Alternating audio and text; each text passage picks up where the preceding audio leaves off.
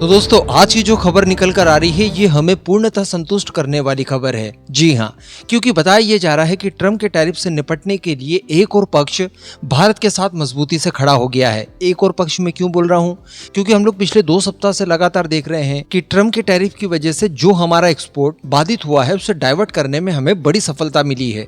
कारण ये बताया गया था कि पिछले 4 महीनों में, स्पेशली जब से ट्रम्प पावर में आए हैं, तब से भारत का एक्सपोर्ट चाइना को बढ़ गया है। चाइना भारत को होने जा रहे ट्रेड में डेफिसिट को कम करने की तैयारी कर रहा है। इस वजह से उसने भारत से ज्यादा खरीदारी की। ये अच्छी खबर थी। इसके बाद सस्ता उर्वरक जो कि चाइना ने भारत को बेचने पर प्रतिबंध लगा दिया था उसको भी बहाल कर दिया। रेयर अर्थ मटेरियल का सप्लाई खोल दिया, तो इससे भारत को काफी ज्यादा मदद हुई। इसके बाद हम लोगों ने ये भी डिस्कस किया कि रशिया द्वारा भी खुले दिल से ये कहा गया कि देखिए, अमेरिका का मार्केट चाहे आपके लिए बंद हो गया है, लेकिन हमारे मार्केट में आपका वेलकम है और आप हमारे मार्केट में जितना हो सके उतना व्यवसाय कीजिए। इसके बाद मैंने आपको एक और वीडियो में बताया था कि देखिए, एफटीए रिसेंटली हम लोगों ने यूके के साथ साइन किया और इसका इम्पैक्ट देखने के लिए मिलता है भारत की टेक्सटाइल इंडस्ट्री को, क्योंकि ट्रम्प के टैरिफ की वजह से भारत का टेक्सटाइल सेक्टर काफी ज्यादा परेशान था, जिससे कि अनुमानित हमें $10 बिलियन तक का नुकसान हो सकता है। लेकिन एफटीए की वजह से यूके का मार्केट अब हमें मिल चुका है जो कि $23 बिलियन का है। अगर आधे पर भी हम लोगों ने कब्जा कर लिया तो ये भारत के लिए अमेरिका से ज्यादा बेनिफिशियरी होगा। लेकिन अब खबर निकल कर आ रही है यूरोपियन यूनियन से। आप सभी को मैंने लास्ट वीडियो में ही बताया कि यूरोपियन यूनियन को आग्रह किया था ट्रम्प ने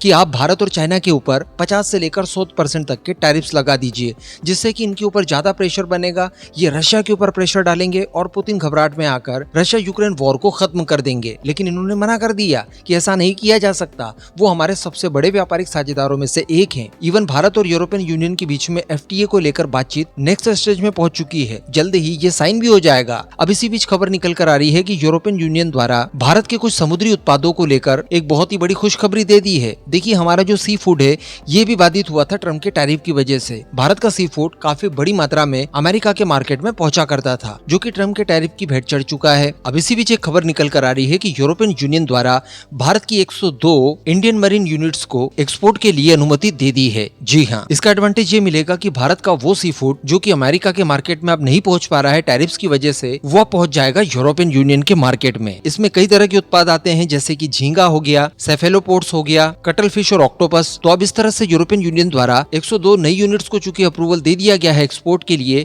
तो अब भारत की टोटल 604 यूनिट्स यूरोपियन यूनियन को अपने उत्पाद एक्सपोर्ट कर पाए। बताया जा रहा है कि यूरोपियन यूनियन द्वारा यह फैसला भारत के साथ कुछ मीटिंग्स करने के बाद लिया, जिन मीटिंग्स में भारत के कॉमर्स मिनिस्टर पीयूष गोयल साहब और भारत के कुछ अन्य और अधिकारी शामिल थे। तो अल्टीमेटली पुराना रास्ता बंद हो जाने के बाद नया रास्ता खुल ही जाता है, बशर्ते उसे खुलने की इच्छा शक्ति, साथ ही आपकी सदी हुई रणनीति की आवश्यकता है। और मान लीजिए कि अब यूरोपियन यूनियन के साथ साथ अगर अमेरिका द्वारा इन टैरिफ्स को वापस ले लिया जाता है, तब आप कल्पना करके देखिए कि हमारा एक्सपोर्ट टोटल कितना हो जाएगा। इस पूरे मुद्दे पर अब आपका क्या मानना है, नीचे कमेंट करके जरूर बताइएगा।